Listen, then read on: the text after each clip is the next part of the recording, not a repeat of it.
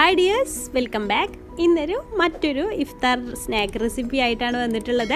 Bread വെച്ചിട്ട് ഒരു super box ആണ്, ഒരു ബോക്സ് സ്നാക്കാണ് കേട്ടോ. ബ്രെഡ് വെച്ചിട്ട് തയ്യാറാക്കിയെടുക്കുന്ന ഒരു വെറൈറ്റി ആയിട്ടുള്ളൊരു സ്നാക്കായിരിക്കും ഇത്. അപ്പോൾ നമുക്ക് ഇതെങ്ങനെ തയ്യാറാക്കിയെടുക്കുന്നത് ഒന്ന് കണ്ടു നോക്കാം. അതിനു മുമ്പായിട്ട് എൻ്റെ ചാനൽ ഇതുവരെ സബ്സ്ക്രൈബ് ചെയ്യാതെ നിങ്ങൾ കാണുന്നതെങ്കിൽ പ്ലീസ് സബ്സ്ക്രൈബ് ബട്ടൺ ഒന്ന് ക്ലിക്ക് ചെയ്യണേ. അത് ക്ലിക്ക് ചെയ്യുന്ന സമയത്ത് അതിൻ്റെ തൊട്ടടുത്തൊരു കുഞ്ഞ് ബെല്ലൈക്കണും കൂടെ വരും, അതും കൂടെ പ്രസ് ചെയ്യുക. അപ്പോൾ അതിൽ ഏറ്റവും മേലെയുള്ള ഓൾ എന്ന ഓപ്ഷൻ പ്രത്യേകം സെലക്ട് ചെയ്യാനായിട്ട് ശ്രദ്ധിക്കുക. എങ്കിൽ മാത്രമേ എൻ്റെ വീഡിയോയുടെ എല്ലാ നോട്ടിഫിക്കേഷനും നിങ്ങൾക്ക് ഞാൻ വീഡിയോ ഇടുന്ന സമയത്ത് തന്നെ കിട്ടുള്ളൂ കേട്ടോ. അപ്പോൾ നമുക്ക് വീഡിയോയിലേക്ക് കിടക്കാം. അപ്പോൾ ആദ്യം തന്നെ ഞാൻ സ്റ്റൗവിലൊരു പാൻ വെച്ചിട്ടുണ്ട്. ആ പാൻ വെച്ചിട്ട് അതിലേക്ക് ഒരു 2 ടീസ്പൂണ് വെളിച്ചെണ്ണ ഒഴിച്ചു കൊടുക്കുക. വെളിച്ചെണ്ണ നന്നായിട്ടൊന്ന് ചൂടായിട്ട് വരുമ്പോൾ നമുക്കതിലേക്ക് ഒരു ടീസ്പൂണ് ഇഞ്ചി ചെറുതായിട്ട് അരിഞ്ഞതാണ്, അതും കൂടെ ചേർത്ത് കൊടുത്തിട്ടൊന്ന് വഴറ്റിയെടുക്കുക.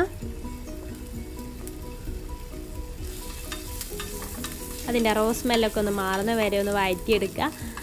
അത് കഴിഞ്ഞിട്ട് ഞാനിവിടെ ഒരു സവാളയുടെ പകുതിയാണ് എടുത്തിട്ടുള്ളത്. കുറച്ച് അളവിലേ ഉണ്ടാക്കുന്നുള്ളൂ. അപ്പോൾ ഒരു സവാളയുടെ പകുതി എടുത്തിട്ട് ഇതുപോലെ ചെറുതായിട്ട് അരിഞ്ഞതാണ്, അതും ചേർത്തിട്ടൊന്ന് വഴറ്റിയെടുക്കുന്നുണ്ട്. അതിലേക്ക് ആവശ്യത്തിനുള്ള ഉപ്പ് കൂടെ ചേർത്ത് കൊടുക്കുക, എന്നാൽ പെട്ടെന്ന് വഴന്ന് കിട്ടുമല്ലോ. അപ്പോൾ അതിനാവശ്യമായിട്ടുള്ള ഉപ്പും കൂടി ചേർത്തിട്ടൊന്ന് വഴറ്റിയെടുക്കുക.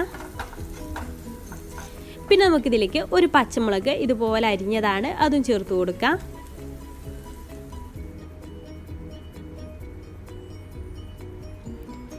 പിന്നെ ഒരു തണ്ട് കറിവേപ്പില ഇതുപോലെ ചെറുതായിട്ട് കട്ട് ചെയ്തതാണ്, അതും ചേർത്ത് കൊടുത്തിട്ടൊന്ന് വഴറ്റിയെടുക്കുന്നുണ്ട്.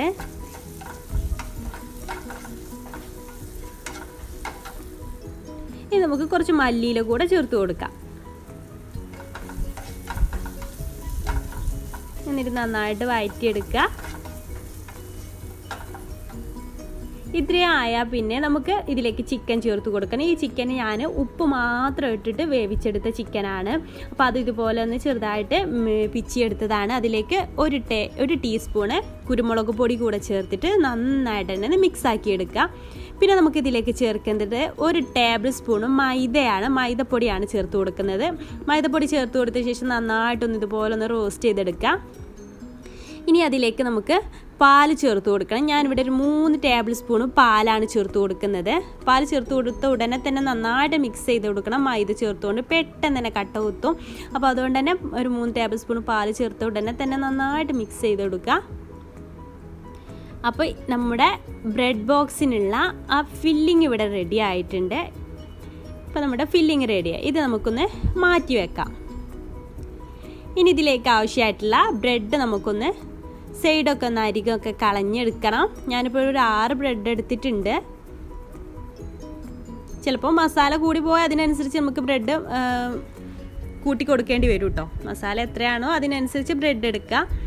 ഇപ്പം ഞാനിപ്പോൾ എടുത്തിട്ടുള്ളത് 6 സ്ലൈസാണ്. അതിൻ്റെ അരികൊക്കെ ഒന്ന് കളയുക. അരികെ കളഞ്ഞിട്ട് നമുക്ക് ഒഴിവാക്കേണ്ട ആവശ്യമൊന്നുമില്ല. അരികാണ് ഞാൻ ഇതിലേക്ക് ബ്രെഡ് ക്രംസിൻ്റെ ആവശ്യമായിട്ട് വരുന്നുണ്ട്.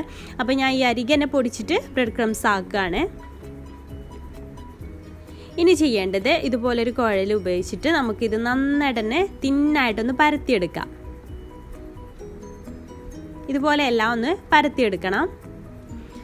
പിന്നെ ഞാനിവിടെ മയോണൈസ് അതിൻ്റെ മേലെ ഒന്ന് സ്പ്രെഡാക്കി കൊടുക്കുന്നുണ്ട്. ഈ മയോണൈസ് ഹോം മെയ്ഡ് മയോണൈസ് തന്നെയാണ്, എഗ്ലെസ് ആണ്, മുട്ട ചേർക്കാതെ ഓയിൽ കുറച്ച് യൂസ് ചെയ്തിട്ടുള്ള മയോണൈസാണ്. ഇതിൻ്റെ റെസിപ്പി ഞാൻ മുന്നേ ഒരു ദിവസം അപ്ലോഡ് ചെയ്തിട്ടുണ്ട്. ഈ റെസിപ്പി കാണണം എന്നുള്ളവർക്ക് ഞാൻ ഡിസ്ക്രിപ്ഷൻ ബോക്സിൽ ലിങ്ക് കൊടുക്കാം കേട്ടോ. എന്നിട്ട് അതിൻ്റെ സൈഡിലായിട്ട് ഫില്ലിങ് വെച്ച് കൊടുത്തിട്ട് ഇതുപോലെ അങ്ങ് ഒട്ടിച്ച് കൊടുത്താൽ മതി. മയോണൈസ് ചേർക്കുന്നതുകൊണ്ട് തന്നെ പെട്ടെന്ന് അത് ഒട്ടിക്കിട്ടും. ഒരു ഭാഗത്ത് ഇങ്ങനെ വെച്ച് കൊടുത്താൽ മതി ഫില്ലിങ് കേട്ടോ. ആദ്യം എല്ലാ ഭാഗത്തേക്കൊന്ന് മയോണൈസ് സ്പ്രെഡാക്കി കൊടുക്കുക.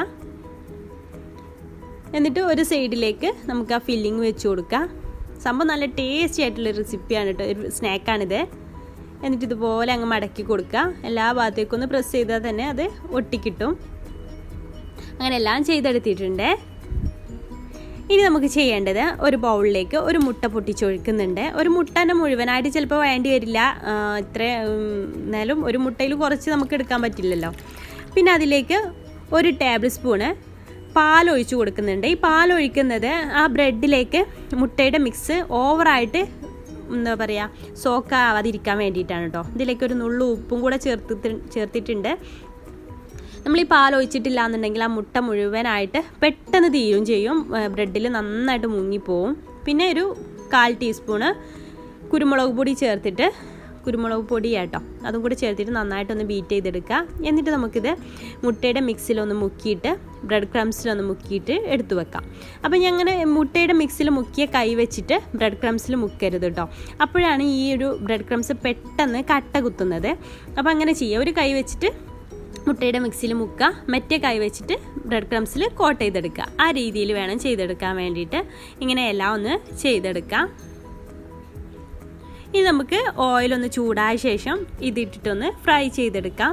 ഒരു മീഡിയം ഫ്ലെയിമിലിട്ടിട്ട് ഫ്രൈ ചെയ്തെടുത്താൽ മതി, അല്ലെങ്കിൽ പെട്ടെന്ന് തന്നെ കരിഞ്ഞു പോവും. 2 സൈഡും ബ്രൗൺ കളർ ആകുമ്പോൾ നമുക്ക് എണ്ണയിൽ നിന്ന് മാറ്റാം.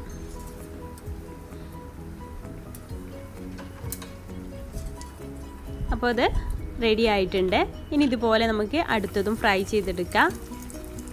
ബ്രെഡ് ക്രംസ് ഒക്കെ ഉള്ളതുകൊണ്ട് തന്നെ പെട്ടെന്ന് തന്നെ കരിയും. അതുകൊണ്ടാണ് മീഡിയം ഫ്ലെയിമിലിട്ടിട്ട് ഫ്രൈ ചെയ്തെടുത്താൽ മതി എന്ന് പറയുന്നത്. ഇതുപോലെ എല്ലാം ഒന്ന് ഫ്രൈ ചെയ്തെടുത്തിട്ടുണ്ട്. സൂപ്പർ സ്നാക്കാണ് കേട്ടോ ഇത്. അപ്പോൾ ഇഫ്താറിന് എല്ലാവരും ഒന്ന് ട്രൈ ചെയ്ത് നോക്കുക. ട്രൈ ചെയ്തിട്ട് ഫീഡ്ബാക്ക് അറിയിക്കാൻ മറക്കരുത്. വീഡിയോ നിങ്ങൾക്ക് ഇഷ്ടപ്പെട്ടെങ്കിൽ ലൈക്ക് ചെയ്യാനും ഷെയർ ചെയ്യാനും മറക്കരുത് കേട്ടോ. അപ്പോൾ ഇൻഷാ അല്ലാഹ് അടുത്തൊരു ദിവസം പുതിയൊരു റെസിപ്പി ആയിട്ട് നമുക്ക് കാണാം. അതുവരേക്കും ബൈ. Thank you.